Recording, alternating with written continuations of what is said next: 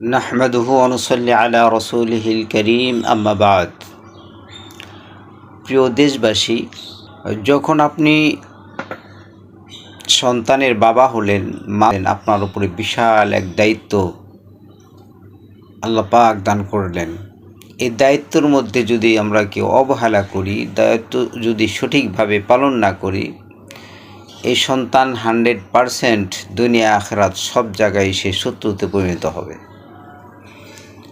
দুনিয়ার সর্বশ্রেষ্ঠ সম্পদ যেমন নেককার সন্তান, ঠিক ওই রকমভাবে সবচেয়ে বড় শত্রু হলো বদকার সন্তান। যারা নামাজ পড়ে না, আল্লাহর হুকুম মানে না, তারা আপনার বিপদের কারণ হবে। কেননা তারা যেখানে যে কোনো বিপদে পতিত হোক, সেখানেই তারা আপনাকেই দায়ী করবে।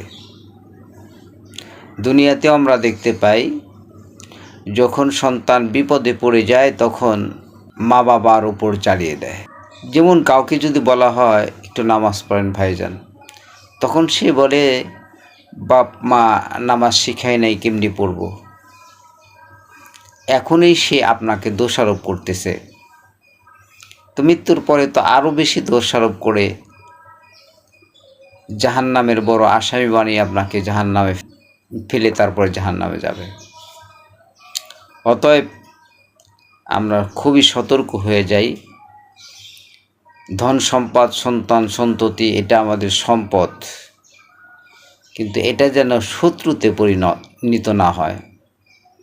যেমন আল্লাহ রাব্বুল আলামিন পবিত্র কালামে পাকের মধ্যে ঘোষণা করেছেন, ইন্নামা আমওয়ালুকুম ওয়া আওলাদুকুম আদুউল লাকুম। তোমাদের ধন সম্পদ, সন্তান সন্ততি এটা তোমাদের শত্রু। কখন শত্রু হবে? যখন আমরা সঠিক ব্যবহার না করব। ধন সম্পদ যদি সঠিক জায়গায় ব্যবহার না করি, তাহলে এই ধন সম্পদ আমাদের শত্রু হবে।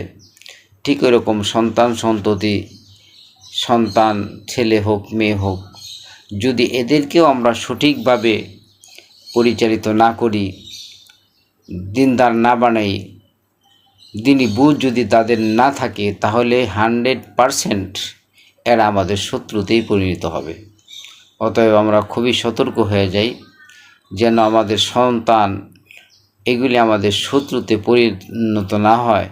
সেটার জন্য আমরা খুবই খেয়াল রাখব, তাদের প্রতি উদাসীন থাকব না, তাদেরকে দ্বীনি পথে পরিচালিত করার জন্য চেষ্টা করব, দ্বীনি বুঝ দেওয়ার চেষ্টা করব।